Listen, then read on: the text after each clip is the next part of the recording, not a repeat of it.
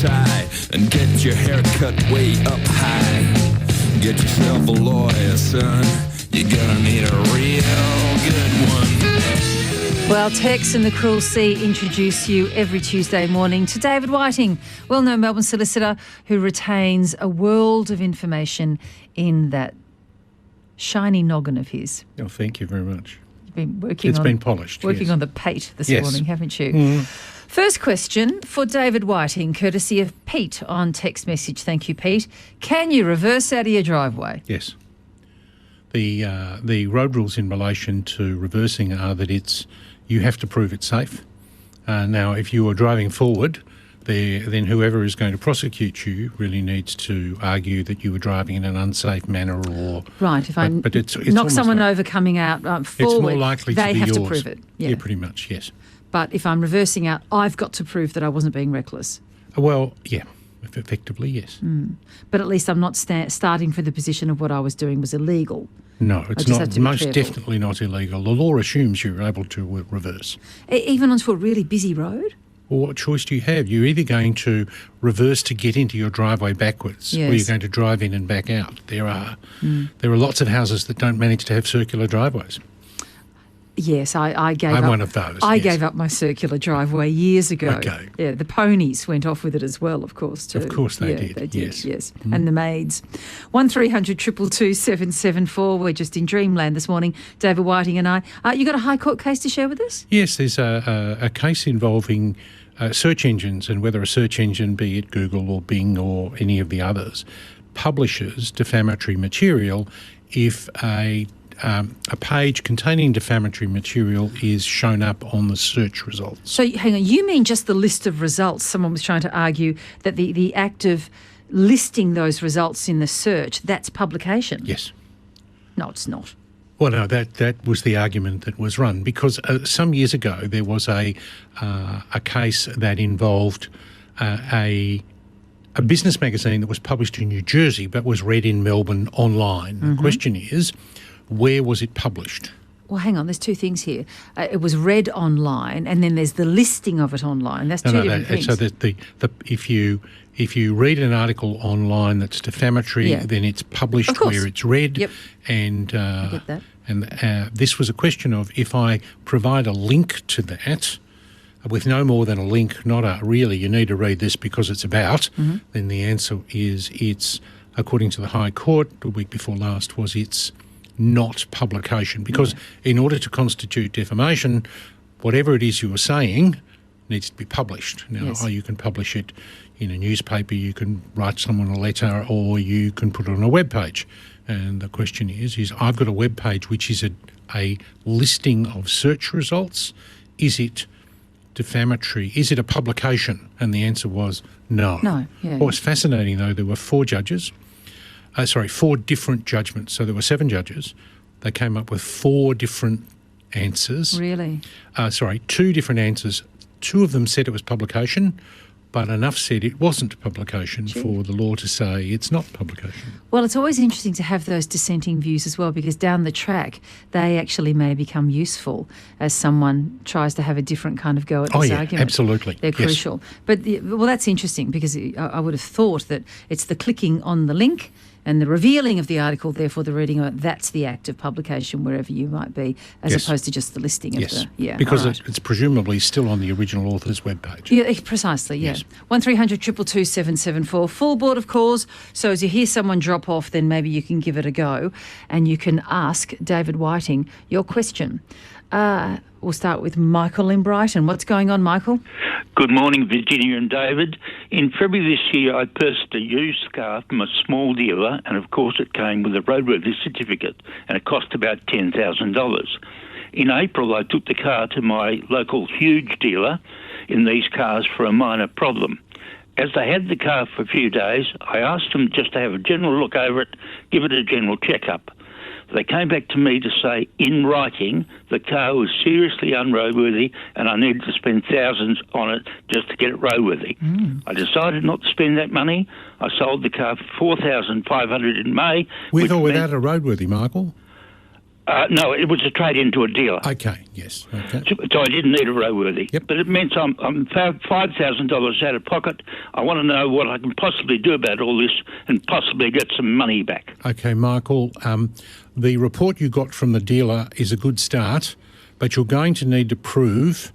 first of all, the evidence has gone out of your driveway. It's not there anymore. Correct. So that's kind of difficult. Your starting point needs to prove So what you really need to do is prove that the vehicle was unroadworthy at the time the roadworthiness certificate was issued. Mm-hmm. Now, you bought the car in February.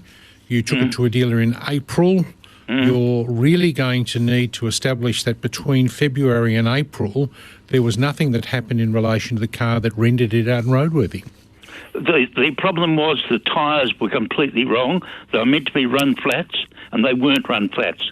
So it hardly changed all the tyres. No, but I don't believe that the existence or otherwise of a run-flat tyre would render the vehicle roadworthy or unroadworthy. Okay. I think I'm stuffed. Well, personally, I think you're stuffed because you let the vehicle go. All right. All right? All right. Sorry, Michael. Michael, so sorry about that. I don't like starting with a downer, but I'm sorry about that, Michael. Not all stories end here well. Paul in Abbotsford, hopefully we can get you a better outcome. Good morning. Go ahead.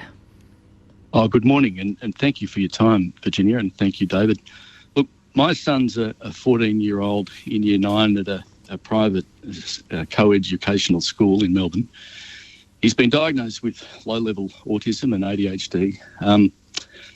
Last week, there was an incident at school, sort of in an outdoor area where two girls pulled his glasses off his face and he chased them, the girls chased him, snatched the glasses off his face, and he punched one of the girl with the closed fist in the stomach, and he wrenched the glasses off the other girl. Now, he then went into a sort of meltdown, pouring invective on all and sundry. Mm-hmm. And of course, we condemn this behaviour as parents. But the sort of aggressive behaviour that he exhibits is not a choice for our son, but really distressed behaviour because he's feeling anxious and because he's experiencing sensory overload. It's overwhelmed. Or he's overwhelmed by social demands and interactions. Now, what happened at the school? After the incident, well, they sort of we spoke to the authorities at school, and they said that he didn't appear to be remorseful on the afternoon, which didn't surprise me because usually when he's in one of these states, he doesn't know. It takes him a while to wind down, doesn't it? Yep. Yeah, and he doesn't really know the nature and quality of his conduct or whether it's wrong when he's in it. It's only when he sort of reflects on it later on. And he was suspended on Friday. I'll get you to the nub of the matter if I can, Paul. What's happened? Well, look, he was suspended on Friday, but we were told that he's subject to an informal exclusion this week when he can't go and finish his exams and do the end-of-year activities, and that so we ought to look... I'm stuck. What's an informal exclusion? You're either excluded or you're not. When the school doesn't expel you, I suspect because that might be contrary to the Equal Opportunity Act. So he's got an exclusion but not an expulsion. Yes, okay. Our preference is that he not return this week. That's what we were told. Yep. Yeah? And that we ought to look at other schools because maybe it's not the right environment for him. So my question is really, following on from the last question, are we stuffed, David? What are our options? Does the school's duty of care to the welfare of students and freedom from harm, in this case, trump the school's obligations to make reasonable adjustments to accommodate the behavioural challenges my son presents with? I don't know the answer to that question because it would require a really good detailed analysis of your son. I do know that there are newspaper reports indicate that a significantly higher proportion of children with learning issues such as autism are being enrolled in private schools because the perception is that the resources at private schools are better there to look after them. I also can recall a newspaper article in a school a bit north of where you are at the moment in Abbotsford about the similar kind of issue, whether the school breached its obligations to a person with, I think it was autism, and I tend to think I would be going back and I'd be asking the school to say, you have an obligation to provide a safe environment for my child, is where I'd be going. I mean, I'm fully in favour of people with a disability being in mainstream schools. I just think it's better for them and it's better for society. Do we need to look at the school policy here? Is that going to be helpful, David? About what the school says about, and they all use the word inclusive, an inclusive school, a supportive school, and the But like. it's not inclusive for everybody. No. Well, yes, but that's the language. Do we? Yep. Would it be helpful to Paul's case to have a close look at what the school's saying in terms of those inclusion policies? Yes, absolutely. And should Paul take an advocate with him in order to have this conversation? I would be, but Paul, I think it would be easier if you did, but I would be, I would certainly be looking at some medical evidence that would indicate he would be better off in a mainstream school, and I would be, if you like, challenging the school as to their inclusive policy. And if the school has a board, then take it up with the board. And it's a private school, isn't it, Paul? It is, yes. So, Yes. and I was just wondering if that all fails, where do you go? Do you go to the commission or the AAT or VCAT or? Well, you could have a go. What you probably need to do is make an application to a court for a declaration that they should continue to keep this child engaged. Right. I certainly wouldn't be giving up without an argument, Paul. Because you need to have a conversation, sorry to insert myself in here at this point, but as a parent, you need to have a conversation with them about what they're doing on the other side of this, which are the young kids who were, according to the description that you've given us, bullying your son in terms of, snatching glasses off faces, which, whether you've got developmental challenges or not, is a really provoking thing. Yeah, I think the school perceive our son as the kind of bad seed and the villain in all this, and we've been trying to collaborate with them with a sort of behavioural support plan for some time, and he's been in touch. Our psychologists, our son's psychologist has been we've provided evidence of his condition and tried to come to some. But you're going to have exactly the same problem at whatever school you're at. I would be inclined to keep pushing where you are. Well, you won't necessarily have the same problem. I mean, the issue here is really in a closed classroom environment where you've got 26 kids. It's okay. It's really his behaviour out in the playground where he's overstimulated and he's overwhelmed. I think that it does. He's it boils over. Paul, we'll have to move on. I hope that advice is helpful. Thank you so much for your time. I really appreciate it. No, that's all right. But I mean, and I know many parents around the country face this problem regularly. And it's not for me to give you advice, but at some point it may actually be better for everyone involved that you actually go to a different school, because you might be dealing with a school and the attitudes are really different from school to school, that are just going to be, they all say they're inclusive, but they aren't all inclusive. And you may just be better off finding one that genuinely is. Good luck with that. Fred in Mitcham. Good morning, Fred. Oh, hi, Virginia and David. My query concerns my sister-in-law, who is in aged care, and her ex-husband. About 7 months ago, their daughter died suddenly and alone at her home. Since then, the ex-husband has steadfastly avoided contact with my sister-in-law. She has no idea what has transpired since her daughter's passing. Yes. How can she find out what's going on? Did your sister-in-law's daughter have any... Did she own the residence that she died in? Did she own anything? No, it was a commission. Okay, so she's got... flat. The only thing that I can think of, there's nothing that can compel your sister-in-law to get her ex-husband to provide the information. It might be possible to write to Births, Deaths and Marriages and ask for a death certificate. It might also be possible to write to the coroner's office. Now, right to the coroner. Well, it just simply may have been a reportable death, and there may have been an investigation into the circumstances of her death. Yeah. So,